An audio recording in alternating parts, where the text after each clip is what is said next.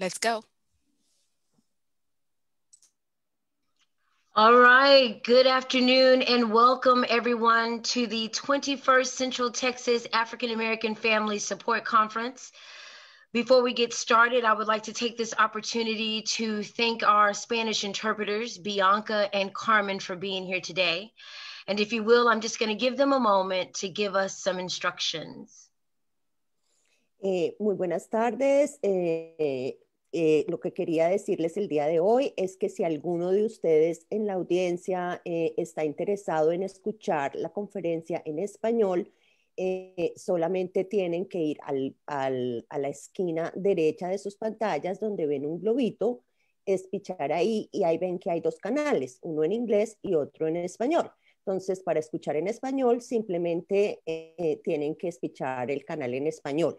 También si quieren hacer alguna pregunta, la pueden hacer sin ningún problema en su idioma, que o Carmen o yo se la traducimos al inglés para que los demás asistentes a la conferencia puedan entenderlo. Esperamos verlos allá. Muchas gracias. There you go, Kimberly. Exactly. I was waiting for the muchas gracias. Again, thank you to our Spanish interpreters, Bianca and Carmen, for being here. We are so grateful. Again, good afternoon and welcome to the 21st Central Texas African American Family Support Conference. My name is Kimberly Holiday and I have the honor of serving as your moderator for today's keynote presentation, From Homeless to Hero, Overcoming Trauma and Changing Your Life. But before we get started, while we wait for others to come on in the room, normally I like to sing it, but I won't. I just want to ask a few questions, and you can put these, your answers in the chat box as we allow others to come on in. Now, of course, if you've been in any of the sessions, I know probably your favorite ice cream, but I want to take this opportunity to ask you, what's been the most meaningful part of the conference for you thus far? If you could put your, just put your answers in the chat box, that'd be wonderful. Answer some of these questions or all. Describe your day in color. I always tell everyone I like green because it's cool and mellow. And then a shout out again to DJ Heliella, who did an amazing job keeping us pumped up with the music. What has been your song during this conference? Because I tell everybody that music is my medicine. So what's been your song, or what's a theme song that you play in the mornings to get you up and moving? Get It Together by NDRE is one of mine that comes to mind. During a bout of depression, my husband would play that song on repeat until I commanded my soul to get up and moving. I'm just going to let more people in the room, and at 2 o'clock we'll get started. If you want to just let us know how you're feeling today, a virtual check-in. How are you feeling today? And then as we go through these unprecedented times of COVID-19, what are you practicing as your self-wellness and self-care for getting through this time of COVID-19 while we are sheltered in place? I've learned how to get dressed and fix this face and dress waist up like in 10 minutes to get to the camera. So easy. Again, thank you all for being here. I know you could have been anywhere else. I thank you for being intentional.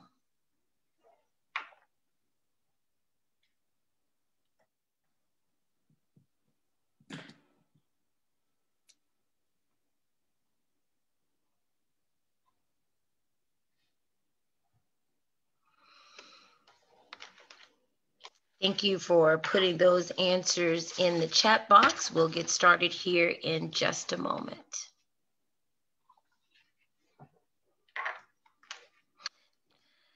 Again, give yourself some gratitude and appreciation for making way for this virtual space. Again, I tell everybody I like to kick off my shoes and just run around the room. It's time for us to get started. We want to honor your time. It's 2 o'clock.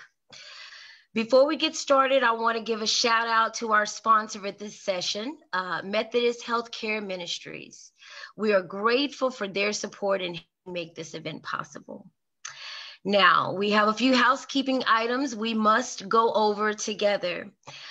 I want to remind you that this is a safe, supportive space. Please help us maintain a respectful and inclusive environment. Please mute yourself at all times if you are not speaking. Remember that we are live on Facebook. And to communicate, please use the chat function in the Whova to interact with other attendees. For questions for the presenter, use the Q&A function in Whova. If at any time you begin to feel overwhelmed or you need to talk to someone during this session, please call 512-472-4357. Again, that's 512-472-4357. Press 1 and then 1 again for immediate emotional support. Between sessions, you can visit the Comfort Suite where we provide a safe haven. You'll find the Comfort Suite in the Community tab under the main navigation in Whova. At the end of the session, there will be a link to the workshop evaluation in the chat, so please be looking for that. I also need to let you know that we have some great conference merchandise, so be sure to check out our online store at ctaafsc.com/shop. All right. Please join me in welcoming our keynote speaker, Dr. Brenda Combs. Also, I want to just take this opportunity to thank those in the background who are making this possible. Again, Dr. Brenda Combs. After being homeless for 10 years, Dr. Combs now shares her incredible story and transformation as a motivational speaker, singer, teacher, author, publisher, playwright, and community activist. She grew up in a middle-class family, but fell into a bad crowd and began using drugs and dropped out of school. During her darkest days on the streets, Dr. Combs endured unspeakable trauma, including being beaten, shot, stabbed, raped, and burned with cigarettes. It took hitting rock bottom for her to find the strength to turn her life around. Dr. Combs set her sights on education. As a single mother of her son, Michael, who suffered a massive stroke at birth, she juggled 3 jobs while earning her bachelor's, master's, and her doctorate. Her journey has received national coverage, including an article in Reader's Digest, as well as interviews on CNN News and NBC's Today Show. You can learn more about Dr. Combs by reading her bio in Whova. Now, without any further delay, I would like to present to some and introduce to others the beautiful Dr. Brenda Combs. I'll be back for questions and answers. Welcome, Dr. Combs. Thank you, thank you, thank you, thank you. Good afternoon, everyone. Greetings. My name is Dr. Brenda Combs. I am the Ambassador of Inspiration, and I bring you greetings today from Phoenix, Arizona. And I'm very honored to share with you today my journey of overcoming 10 years of homelessness, addiction, trauma, and abuse, to getting back into society as a productive member, turning my life around and getting my degrees and becoming Dr. Brenda Combs. And I just want to share with you some tips and suggestions and then open up for questions afterwards. So to start with, I was born in Mississippi. I love Mississippi. And eventually my mother moved to Arizona, and I went to school in Arizona. And one of the things that was the beginning of my struggle, I was only 5 years old. And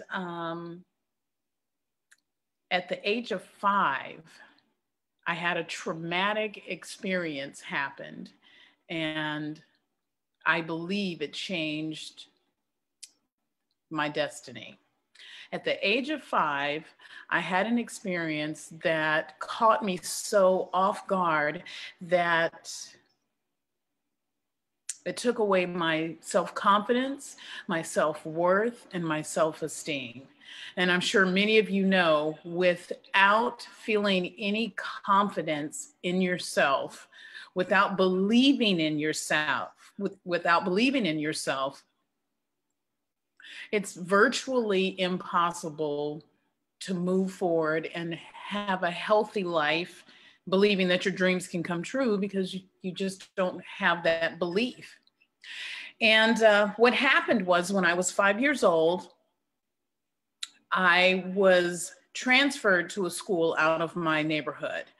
And I happened to be the only Black girl, the only little girl of color in my class. And there was a little boy there. His name was Grover. And for whatever the reason is, this kid did not like me. He did not like me at all. And he was a mean boy, and he would call me names, just being a bully. But one day he called me the N-word. And then he spit in my face in front of everyone. And I was humiliated. I'm sure I felt grossed out. But the lack of my self-confidence, what destroyed me, is when I went to my teacher, who should have protected me, and I told her, hey, Grover just spit in my face. He called me the N-word. He said I was stupid. And she looked me in the eye and she said, Brenda, wipe your face off and get back in line. And I was crushed. I just felt like no one cared about me. And I continued through school with that same feeling. And it was difficult for me to have relationships and authentic friendships, because I honestly didn't think that people liked me or that they cared about me. And I played a lot of mental what if games with myself. What if they don't like me? What if I can't find any friends? Just the what if games. So I decided that my problem was the kids that I went to school with. It probably wasn't me, it was them. So I decided to graduate from high school early, went to summer school, got all of my credits, and graduated a year before my graduating class, and then started college.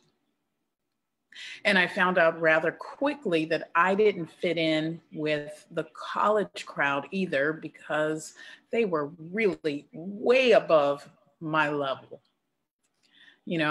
As a teenager, of course, we think we know everything.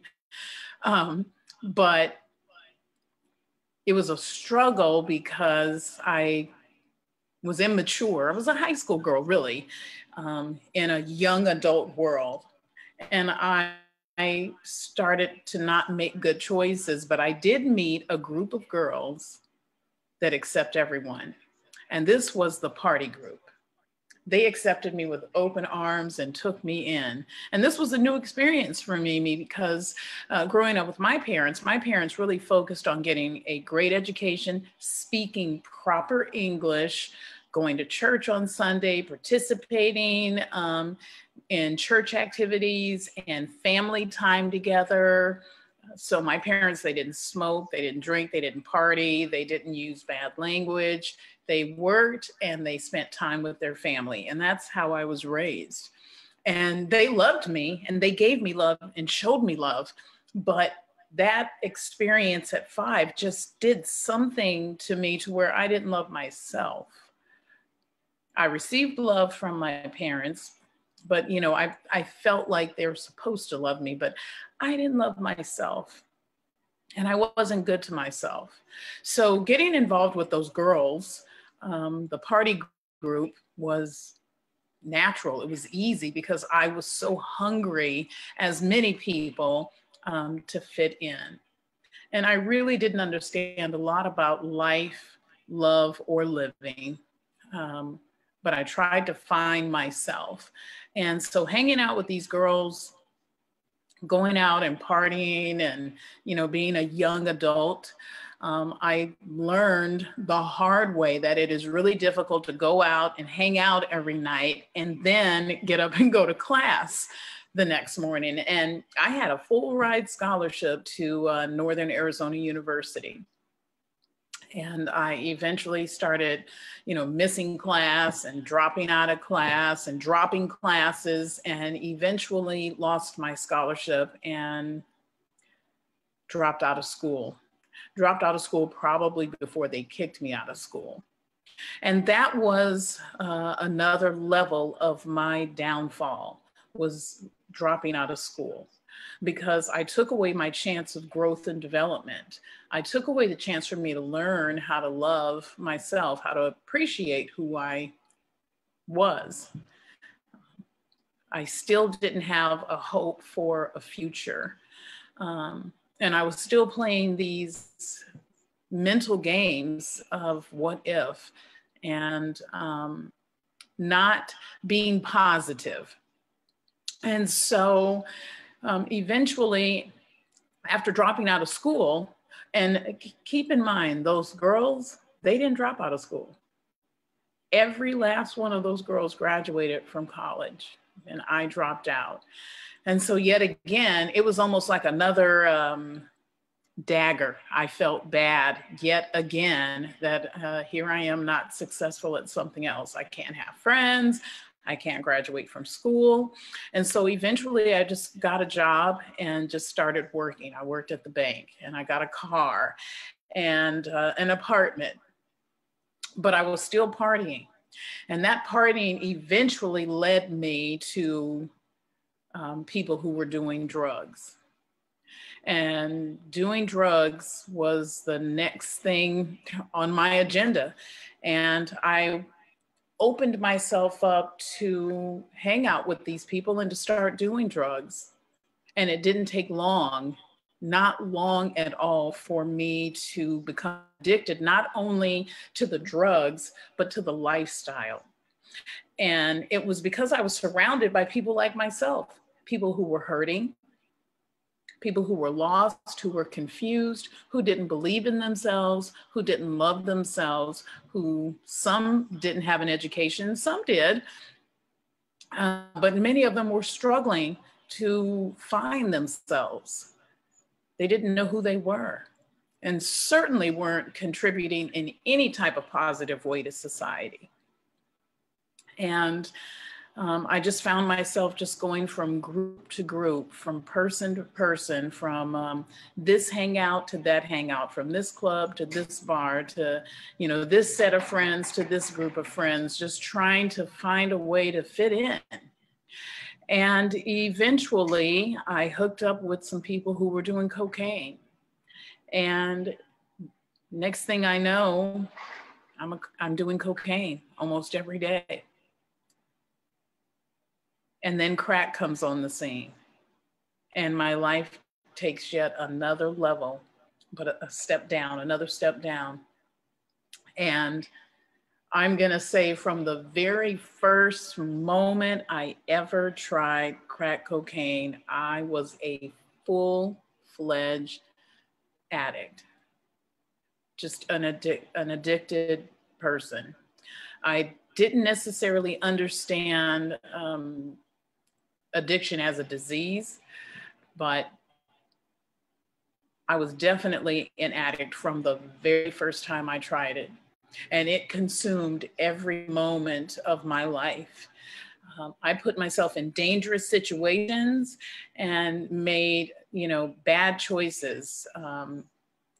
My behavior was inappropriate, was all over the place. I was not a law-abiding citizen, and I certainly was not a productive member of society.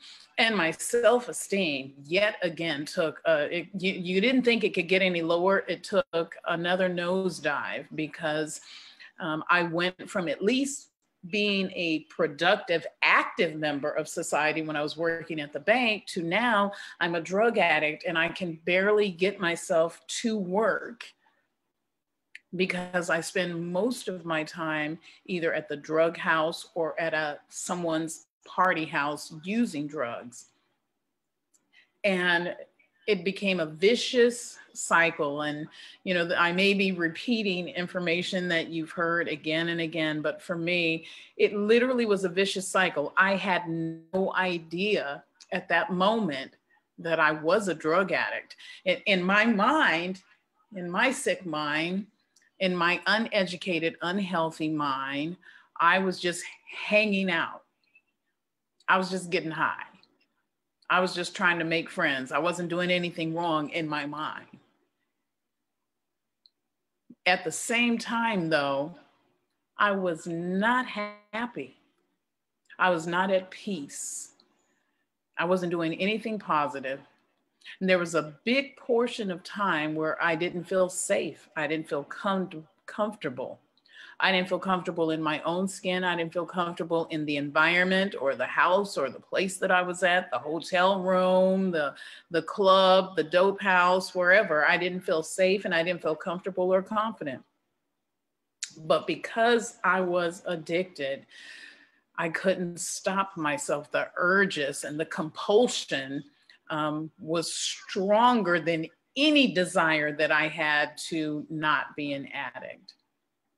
And, you know, no one, I didn't start life, you know, with the desire to grow up and be a drug addict. You know, I wanted to, I think my first dream was to be an executive secretary. I didn't even know what an executive secretary did. I didn't even know what the job description was, but it sounded important and I wanted to be important. And I wanted to be an executive secretary. I also wanted to take a trip to Paris. When I was 8, I saw a movie on TV, a black and white movie. I don't remember who was in it, but what I do remember was in the movie, the actress went to the window and she pulled the curtains back, and in the distance was the Eiffel Tower and it was snowing. And I remember crying. I don't know why, but it just seemed like such a special place. And I remember telling myself, one day I want to go to Paris and it's snowing. And, you know, as a drug addict, as I'm going from the dope house to my apartment to the dope house, I never in a million years could picture myself making dreams come true, much less going to Paris. And eventually, as it happens with all addicts, eventually I got caught breaking the law, buying dope, getting dope, being in the dope house and going to jail and being in and out of jail, starting that vicious cycle now of being in and out of jail, going from being a productive member of society to now I'm a criminal. And now I'm in and out of jail. Now I'm on probation. Now I'm being threatened with going to prison and doing prison time. And in and out of rehab and therapy and rehab and sober living and transitional living and 3/4 house and halfway house and back to rehab. And then, you know, getting clean for a little bit, but not really surrendering to the process of recovery. So I would just continue to relapse again and again and again. And before I knew it, literally a decade, 10 years went by. And eventually, of course, I lost my apartment. I lost my job. I was sleeping in my car, which I eventually sold it for drugs. And I found myself underneath the 7th Avenue Bridge in downtown Phoenix, a homeless drug addict with no education, with no hope, with no goals, with no dreams, no focus, no ability to see a way out. In the time frame that I was homeless, I was stabbed in the back with a broken beer bottle. I was hit by a car. I overdosed, of course, several times. I was raped several times, burned with cigarettes. I was hit by a car. Of course, people like myself, I tried to commit suicide because I didn't believe in myself. you know, and sometimes I was in such pain from either the lack of drugs or from being raped or being beaten or being abused, being taken advantage of, that I felt like dying was the only option available. And in fact, I remember one time I took a bottle of sleeping pills and a bottle of pain medication. And yet I woke up the next morning and I remember saying, man, I can't even do this right. You know, in the bigger picture, I didn't realize that there was a greater purpose for my life. Because of course, at that time and in those circumstances and situations, I couldn't see a purpose. I couldn't feel a purpose. I couldn't understand that there was a purpose for my life. I was literally just trying to survive. I wasn't even trying to thrive. I was just trying to survive. And after 10 years, eventually, my life took another stage step. And one day I woke up in an alley behind the dope house. It happened to be 115 degrees outside in Phoenix. And I realized that someone had stolen the shoes off of my feet. And where that alley was at was about a mile away from the park where the homeless would hang out, sleep, and hang out in this park. It dawned on me when my feet touched the ground and there was broken glass there that I was gonna have to walk a mile with no shoes on to get help, because I couldn't stay in that alley. As a woman, as a female, behind a dope house with no shoes on, I was going to be a victim. My intuition told me that I probably was not going to live if I did not find a way to get to a public setting where there were other people. So I made my way down this alley that was littered with broken glass and beer bottles and syringes. It was dirty, it was not clean. And by the time I made it to the street, I had cuts on the bottom of my feet, and I still had about a mile to go to get to the park. And by the time I made it to the park, I had second and third degree burns on my feet. They were blistered, they were burned, they were bleeding. I was in excruciating pain, excruciating. And when I finally made it to the park where the homeless community was gathered, some of my friends had to come and get me because by that time I was on my hands and knees crawling down the sidewalk because the pain was so intense. And I passed out. And when I eventually came to, I remember looking around the park, looking around the environment that I was in, and just thinking, probably for the first time in 10 years, Brenda, what are you doing? Something has got to change because I can't go on like this. I just can't, Lord. I need help. I cannot live my life like this. And essentially what I did was I basically said my prayers. And let me back up. It's not that I didn't pray in the 10 years that I was homeless and living underneath the bridge. I did what I would call like bargaining prayers, like, God, please don't let me get caught. Don't let the police pull me over. Please let me get out of this situation. And if I get out of this situation, I promise I'm gonna go turn myself in, do my time, go back home, make amends with my family, and then go back to school. And so to me, that was like my bargaining, like prayer, you know? And so many times during the times when I would do this bargaining, I wouldn't get stopped, or the police would pull us over, but their computer systems would be down, so they couldn't run our names and IDs, and we would get away. And of course I didn't go turn myself in, do my time, go back home, make amends to my family, and then enroll in school. No, I continued back out in the streets doing what I normally would do. But on this day, when my shoes were stolen and I walked a mile with no shoes on and I got to the park, I literally looked around and just said, God, I don't know what it is that I'm supposed to do with my life because I have no goals and I have no dreams. But I do know that I do not want to be homeless another day. And I don't want to be a drug addict. And God, I am asking you, please, to take it away from me. And I can tell you, because this is my story, that immediately I literally felt like a cool breeze of wind blowing on my skin in 115-degree heat in the middle of summer in Phoenix, Arizona.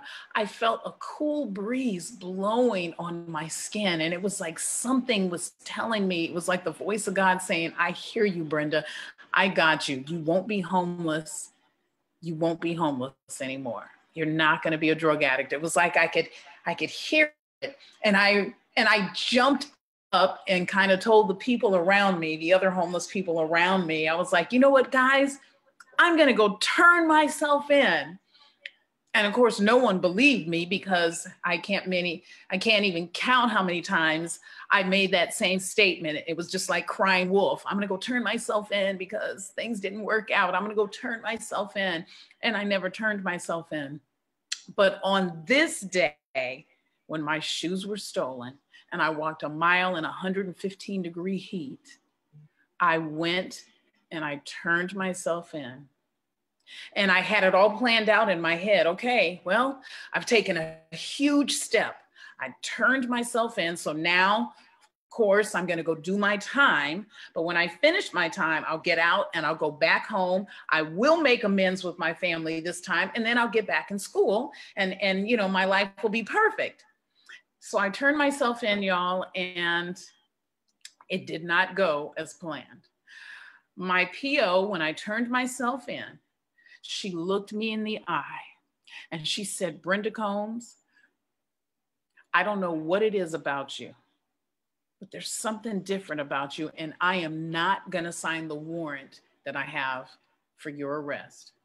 Instead, I'm going to give you one more opportunity to get some help and to turn your life around, because putting you in jail or prison is not going to benefit you or society. Yet I believe in you. Well, y'all, that took me back because, you know, yes, I know that my parents believed in me, but this probation officer, when she said that to me, it took me back.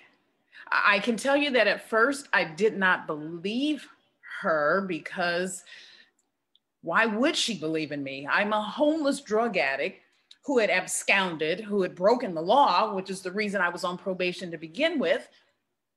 Why would you believe in me? But she saw something in me. It was like she believed in me when I wasn't able to believe in myself.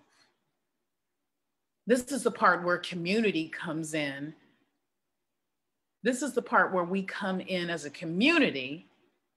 When you see something, you have to say something. You have to do something when you're able to help. And she saw something in me and she was able to do something. She required for me to get counseling and to get therapy because she had given me a journal and I was writing in the journal. And in this journal, I shared a lot about the nightmares that I had because I had a hard time sleeping. I had a hard time sleeping because I was reliving a lot of traumatic memories of abuse and neglect and trauma. And it was causing me to relapse again and again and again. And as she was reading my journal, she basically was telling me that, you know, I was struggling with PTSD, you know, and I had been mentally abused. And I didn't look at everything that I had went through as mental abuse, as trauma, as post-traumatic stress disorder. I didn't look at it that way. I, again, was still blaming myself because I was the one that was using the drugs. I was the one that was getting high. But when she encouraged me to get counseling, to get therapy, to not just get only a sponsor, but to get counseling, to get therapy, to take an assertiveness training class. And she gave me the positive reinforcement. And I decided this time, and this was program number 13, program number 13 that I went into. And I will say that program number 13 was no different than program number 1. Your basic program is, they basically follow the basic 12 steps. The decor may be a little bit different. Maybe some of the rules may vary, but a basic program is the same. The difference is that I was ready to listen and take some suggestions. That was the difference between program 1 and program 13. And combining that with therapy and with counseling.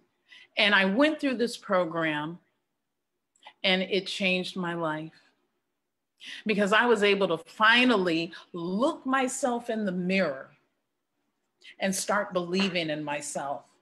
I was able to look myself in the mirror and start seeing Brenda Combs. The drug addict was falling.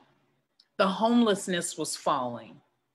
The lack of self-worth was falling. My self-confidence was rising. My self-esteem was building. I was starting to believe in myself. And in my program, I will say this, it was while I was in rehab that I met my now ex-husband, and we got back into society together, got married, and I had a really cute little baby boy. And my son suffered a massive stroke at birth. He has permanent brain damage in the left cortex part of his brain. He was paralyzed, he couldn't swallow.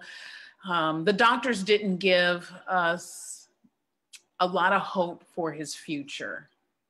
And my husband, who was also an addict / alcoholic, relapsed repeatedly.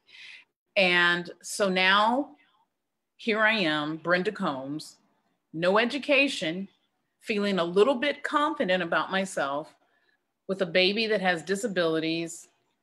I'm now divorced, single mom, living in the projects, working at Denny's.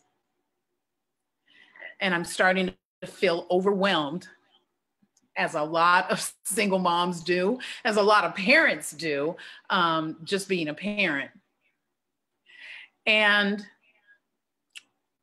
because of my son's disabilities, I had a unique situation with my babysitter because I worked a very unique shift where I would go to work at 5 p.m. on a Friday and work until 5 a.m. Sunday morning with 8 hours, 4-hour break, 8-hour, 4-hour break.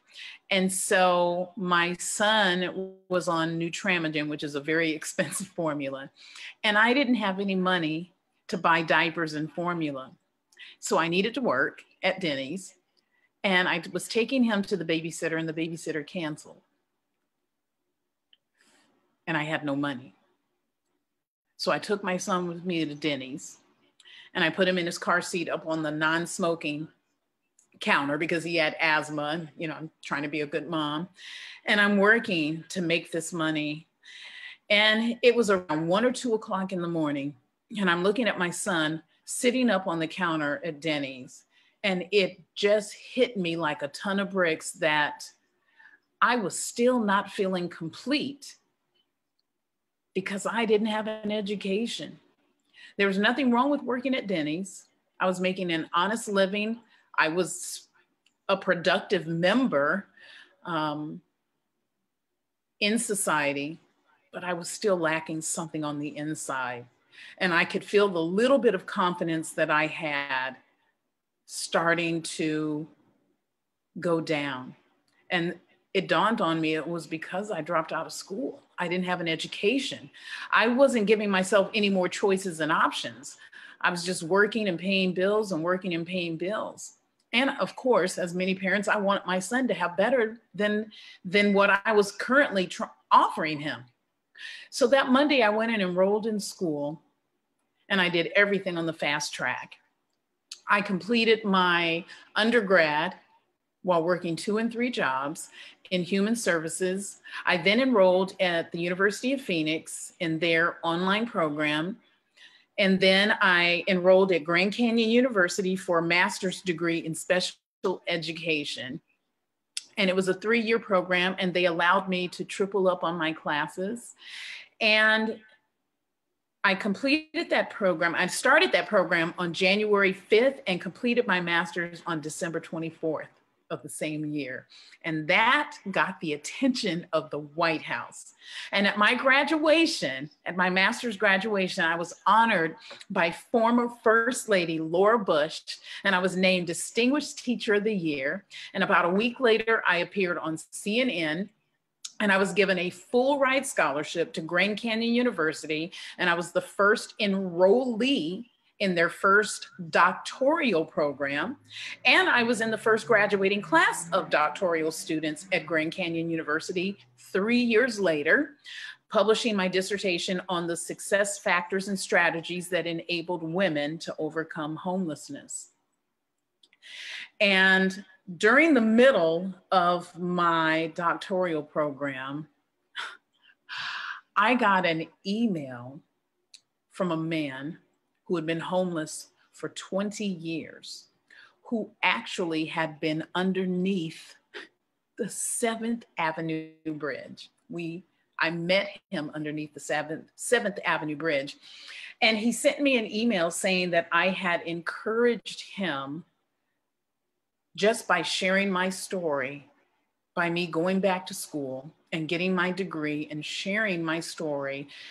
It encouraged him that if I could do it, he could do it. And he went back to school and got his degree. And we ended up meeting for coffee at Starbucks and got married. And today we have been married 10 years. My husband, Tony Carter, has 2 master's degrees. He's a behavior therapist and working on becoming a professional licensed counselor. And we've been married almost 11 years. But anyway, back to my story.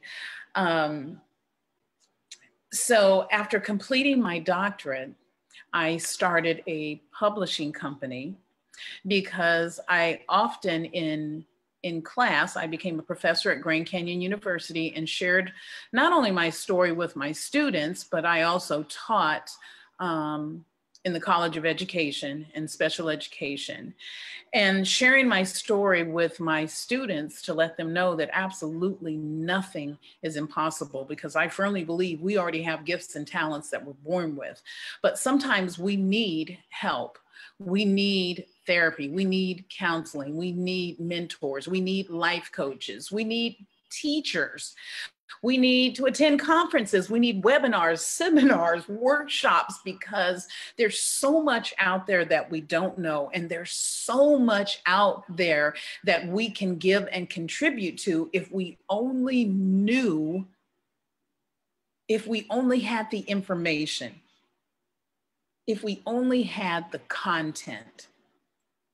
And so I started BRC Publishing because I wanted to share my story and to let other people know that, you know, if I could go from being a homeless drug addict to being Dr. Brenda Combs, that you too can do whatever it is that you want to do, making your goals and dreams become a reality. And I didn't just stop at that. I also started a nonprofit called Finding My Shoes Foundation. And I partner with a variety of people and groups and agencies and churches and schools and organizations all over the Valley. And we hold different types of events And we provide shoes, clothes, water, hygiene items for the homeless community, for people still living underneath the 7th Avenue Bridge, for students at the homeless school, and for our neighbors who are homeless, who are in need. And then my husband and I started sober living homes for men and women called Making Things Better Sober Living, where we provide a clean, safe, stable, sober living environment coupled with resources, classes, and meetings, because, you know, we both know what it's like to struggle with addiction and homelessness, and how difficult that is. Because most of the time people aren't dealing with just addiction and homelessness. Generally, you know, some type of trauma, abuse, mental health, mental illness goes along with that. And not only, I want to cover that, talking about the family as well. But I wanted to share with you, give you an update when I was talking about my son, Michael, that he had suffered a massive stroke. So fast forward, today, my son, Michael, just turned 21 Sunday. He is a college student. He made a full recovery from his stroke. He is attending college on a basketball scholarship. He is also a national ambassador for the American Stroke Association because he's the youngest person to make a full recovery from a massive stroke. It was a lot of work, and it took me and him a lot of therapy, a lot of counseling, a lot of time, a lot of love, a lot of time spent together, and a lot of belief in him. For him to make it through. And my son, Michael, when he was in 9th grade, he came home from school one day with a dog. And his teacher had emailed me a persuasive essay because they were having pet adoption day at the school. Luckily, we only got a dog. Some parents got iguanas and snakes and a whole bunch of other stuff. But my son brought home a dog. Her name was Shyla. And then a couple of days after that, my son brought home a young man who was in high school, but homeless, who was living in his car. And then a few weeks after that, another young man who needed a place to stay. And a few weeks after that, another homeless young man. I ended up adopting a young man. We eventually took in 4 teenage boys that were in need of a home. And my son went from being an only child to having siblings. And it changed my life, my son's life, my husband's life. It changed the whole trajectory of our family. And I shared that to share with you that I am a firm believer that community is the answer to many problems. You know, one of the things that I am definitely big on is communication and love and forgiveness. Love is the answer to all of our problems all over the world, because love starts with self. If I love myself, then I'm only going to want the best for myself.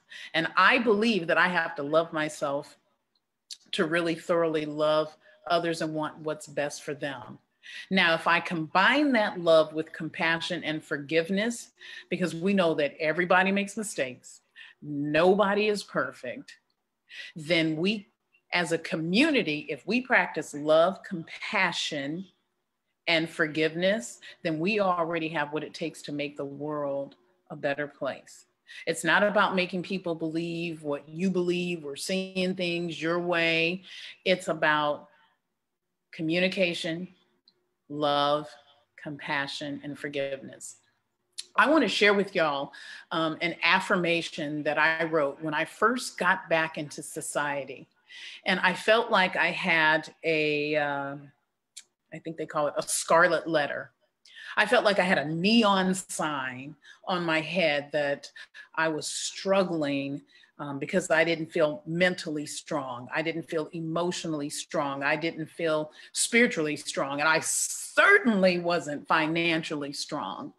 And I did not have a support system. I didn't have a group of friends that understood what I was going through, that weren't going to be judgmental, that were going to be there to hold me accountable, that could help me get to this next level, that could help me with my mental health issues, that could help me with my trauma, with my abuse, with dealing with being raped, with dealing with low self-esteem, with no confidence, with dealing with the sting of addiction every time I fill out an application and have to check, have you ever been convicted of a felony, you know, of dealing with these issues that can hold you down.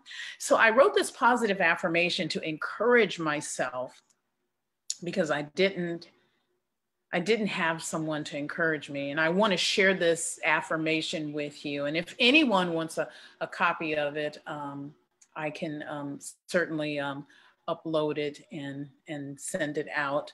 But it's called, I believe in myself. I believe in myself and my ability to do my best.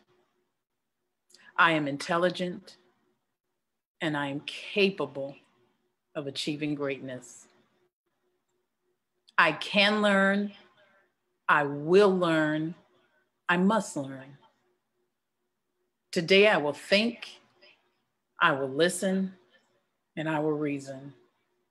Today I will make the best choices, and my life will be a reflection of those choices. Today I will read, I will write, I will learn to work with, love, and value others. I won't give up when to give up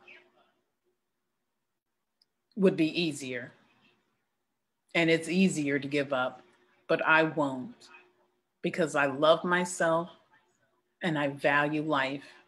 And life is too precious to do it any other way. So for today, I'm going to make the right choice and I'm going to do the right thing, even when no one is watching. You know, the most important part, at least I feel, excuse me, is the even when no one is watching. The reality is someone's always watching. You know, in many ways, we are all leaders to some degree because someone's always watching. I feel like I take every moment in life and I use it to either learn from or to grow from. And over my years now, this year will be 26 years. 26 years ago since I was last a homeless and hopeless addicted drug addict living underneath the 7th Avenue Bridge in downtown Phoenix. And I can't even tell you how beautiful it is, life is for me today. You know, dealing with all of my trauma and my mental health and my abuse, especially talking about it, I'm going to tell you, for me, it gave me freedom. I feel liberated. I am at peace. I am happy. I am overwhelmed. I am elated. I'm not a perfect person. You know, I still make mistakes. And I still try to follow, basically the golden rule. I try to treat people with love and kindness. When I'm wrong, I try to quickly admit it, apologize, make amends. Because I have found for me, in order for me to be healthy, mentally strong, physically, emotionally, I have to be brutally honest. It's like I tell my students, I look at everything in life as if it was a movie. When it comes down to it, I'm the author of my life story. It's up to me now how my story goes. It's up to me if my story is filled with drama, if it's a comedy, if it's a horror, if it's sci-fi, if it has a happy ending. It's up to me, because it's all about the choices that I make. I have to always play the tape all the way through. So I just want to reiterate that as we come together as a family, as a community, there's so much talent. There's so many gifts out there among us that there is no reason that we can't be that village that communicates, that loves, that's compassionate, forgives. It's the each one teach one.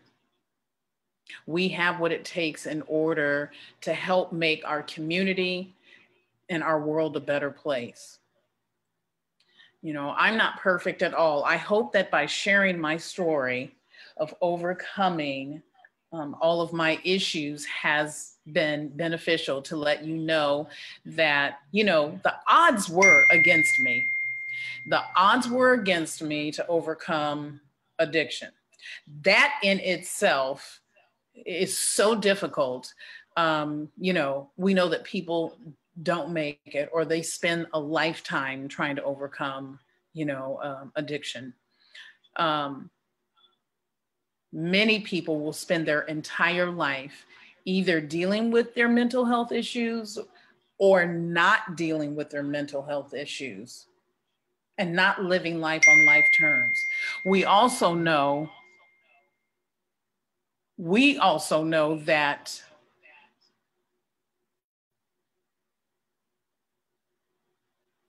it takes a village. We know that nothing is impossible. I know that as hard as life was for me, I can actually tell you that I am blessed by everything that I went through, because in all honesty, it made me a much better person today. Today, I have so much more sympathy and empathy for others. Being a homeless drug addict changed everything, but then overcoming those issues and dealing with them and being honest about it has also made me a much better person. I just want y'all to know that anything that I can do to help encourage you, to let you know that you're not alone in how you feel and the issues that you're dealing with, because all of the things that I talked about, that's not just an individual thing. That's a family thing. That affects your sisters, your brothers, your aunts, your uncles, your grandparents, your teachers, your community. But the blessing is that we have so many resources today. Even in COVID, yes, it's difficult, but we have so many resources available today. There's so many people. There's been, this conference has been filled with so many resources. There's so much out there that we can help each other, that we just have to take advantage of it. Take advantage of all of the resources. I'm here to help in any way that I can, because I believe that love, compassion, and forgiveness is the answer. You know, by communicating with each other, by having these open dialogues, by having communication, and by letting people know, hey, I need help. Hey, there's help over here. So this is Dr. Brenda Combs. I bring you greetings again from Phoenix, Arizona. And I would love the opportunity right now to answer any questions that you may have. And again, if anyone wants a copy of the positive affirmation, I believe in myself, I can upload that. I'm sure we can get it to you. And just reach out to me. I'm on all social media, Facebook, Twitter, LinkedIn. Please go to my website, purchase my book. More in depth is in my book that goes into detail. There's pictures there. I just want to reiterate, I'm here.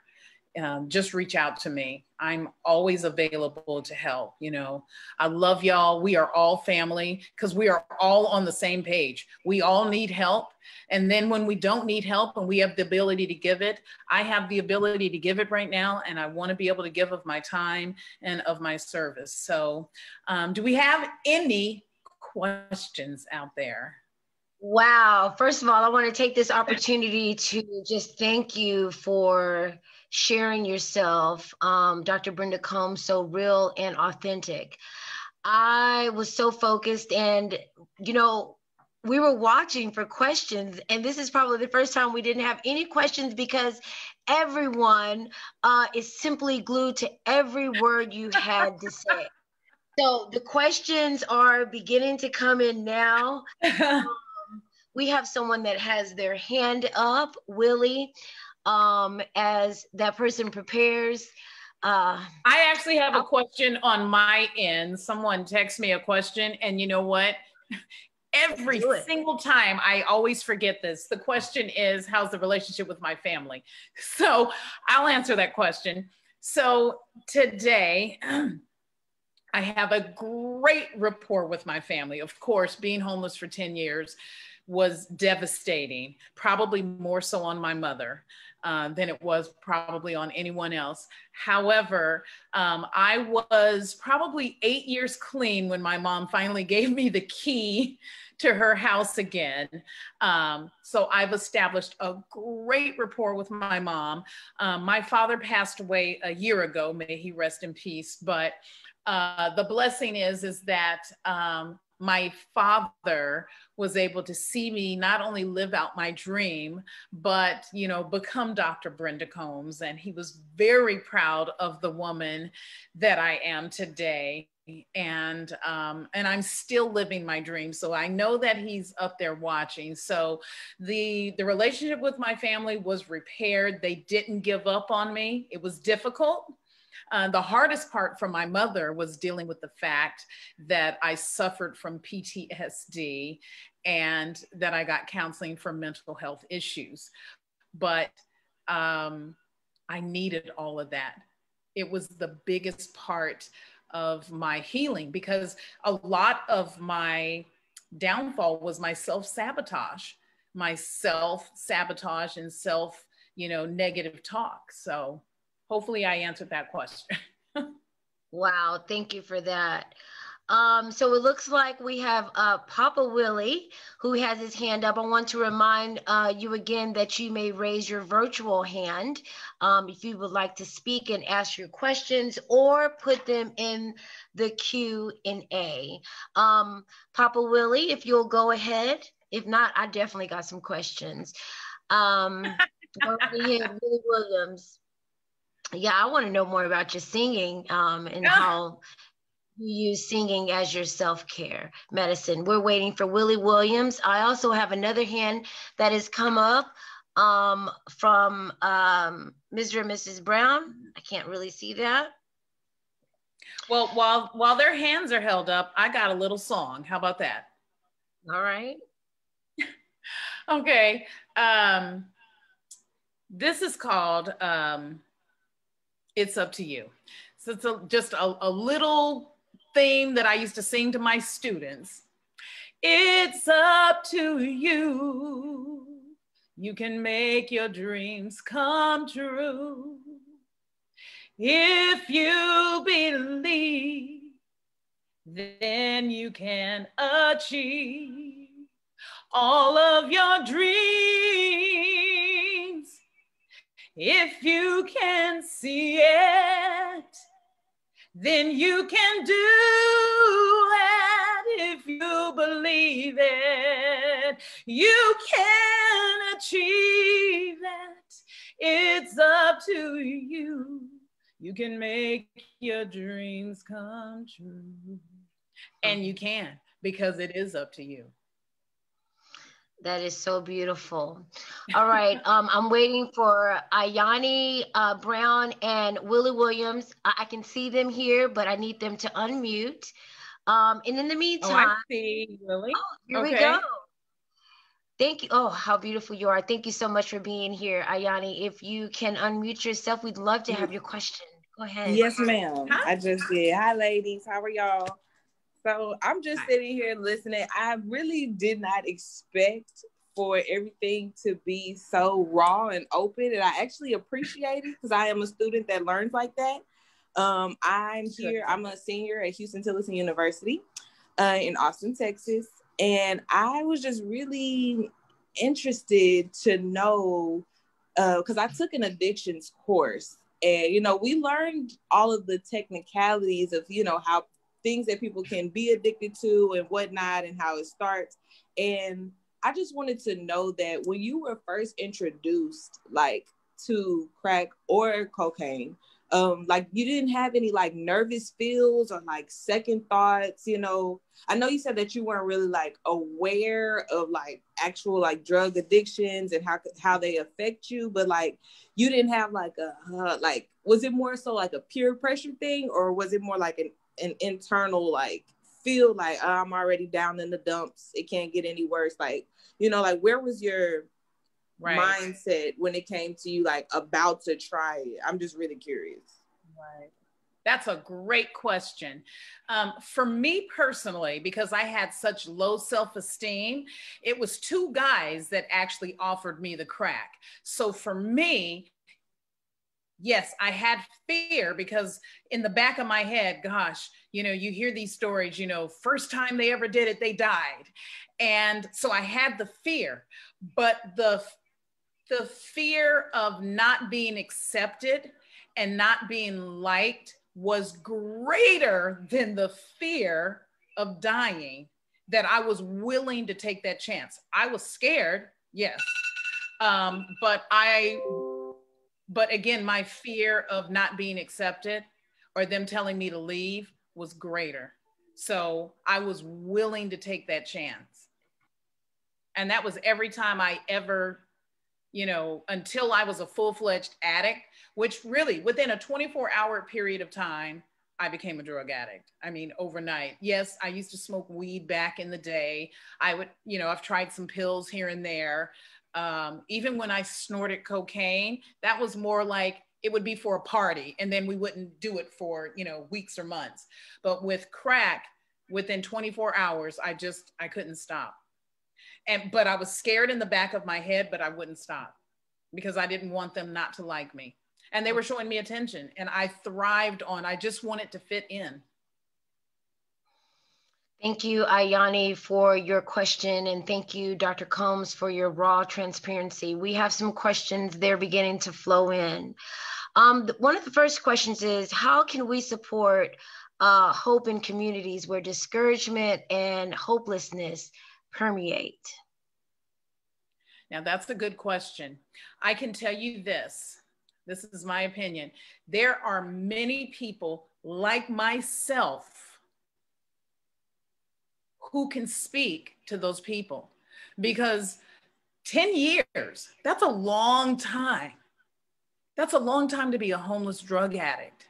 I have the lived experience of being at the very bottom of the barrel in society. Now I'm on the other side, and I can show you through my lived experience that it's going to take love, compassion, forgiveness mixed with community resources.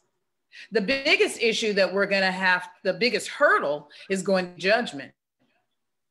Because if people don't understand that addiction is a disease, that mental health issues is a disease, then there's judgment, and you have to get past the judgment in order to see the heart. So like how I used to see some of my students back when I was teaching the K-8 sector, you know, I had some hard students. And so in my mind, I had to tell myself, okay, I'm going to look at these students as if they're Michael, my son. I love my son than anything on earth, and there's nothing I wouldn't do in his best interest that would benefit him. So then when little, when little Willie would start acting up, and I would catch myself getting ready to say something or maybe not be as loving as I could, I would immediately think, Michael. Now I'm looking at Willie in a whole different perspective. I'm able to look at him through the eyes of unconditional love.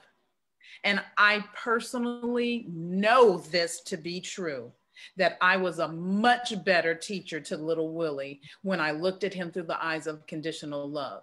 So we too, as a community, we have to get past the judgment. We have to overlook that. That's where the compassion comes in, and that's where the forgiveness comes in, and then take our resources with our life experiences, because the only way we're going to help our community is to get past those judgmental issues to help that person. Therefore, there are other people in your community like myself that have those lived experiences, that want to help, that are waiting to give, that are waiting to share. They are all over the place. There are people like me all over the place. And they don't have to have, as dramatic of a story as mine, but there are people out there that have the experience and want to give, want to volunteer, want to lead, want to help. This is so good. Thank you so much. I want to make room again for any of you who want to raise your virtual hand. The next question is, thank you for addressing PTSD. Do you suggest mental health treatment be more prevalent with addiction treatment? Oh, great question. And the answer is yes. Because speaking for myself, I'm going to say, at my sober living house, all of the women that we have, not only do these women have drug and alcohol, literally all of them have abuse and trauma, PTSD to some degree. And that has been the biggest factor for many of them. They understand addiction. They understand the 12 steps. It's learning how to deal with the mental part, learning to deal with the trauma, learning to deal with those triggers. And in my opinion, if they're giving you the same goals for PTSD as they are for addiction or alcoholism, because they all are together, in my opinion. They all fit together. You can't address one without addressing the other, because then you're still not fully recovered. Because, okay, maybe a person isn't using, but they're still struggling mentally over here. Or they're okay mentally, but they can't stop drinking. So both of them have to be addressed together, because that way you're dealing with the whole person. Come on. All right, thank you. Next question. How aware was your son of the challenges that you faced as a mother? So when I had Michael, I was 5 years clean. So, and because I've been speaking since he's 5, in fact, with all of my boys, even the boys that I got when they were in high school, when they were about 14 or 15, I knew that, this generation, everything's online. So when my son, as he was growing and as he would go with me on my speaking engagements, I would share with him my background as he was appropriately able to understand, because I wanted him to hear it from me. I have no shame about my background because it's the truth. And it has made me who I am. I'm proud of who I am. I love being Dr. Brenda Combs. And so I have shared my background with my son and with all of my boys, and they are all proud of me. They love me. There's no shame. They've all read my book, so they know even more, especially the boys. But, excuse me. But with my son, Michael, he knows everything that there is about me, and he is so proud of me. He loves me. There's no need to hide my past because it's the truth. You know, I've used it to tell my story in a positive way because I've turned the negative around. So he's proud of me, and I'm proud of myself. Yes. Someone wants to know if you ran track at NAU. Now, good question. I have ran track on the track field at NAU, but not for NAU. Thank you. I was in the music program when I was at NAU. Awesome. We still have a little more time, so I'm going to get into these questions a little bit deeper. If conversation with your younger self, the one who experienced so much trauma, what would you tell her? Oh, great question. And what I would tell her, Brenda, what other people think of you is none of your business. Everyone's not going to be a friend or a fan. The people that are in your life that like you, you run with them till the wheels fall off. And when they leave or walk away, or when your time with them is up, appreciate the time that you had with them. Appreciate the lessons, appreciate the memories, appreciate the good and the bad. But what other people think of you is none of your business. And Brenda, the sooner you learn that lesson, the sooner you hold the keys to your future happiness. That's what I would tell the younger Brenda. Woo! You see, I'm messing up my makeup. That's like a whole other affirmation right there. All right, let me see if I can see through my tears. And you know, by the way, I let people know that it's really good to allow those tears to fall to make room for more joy. Thank you again for sharing yourself so real and expressing your vulnerability with us. Next question. How do you get an individual to move from denial to seeking help? You talked to us about your rock bottom.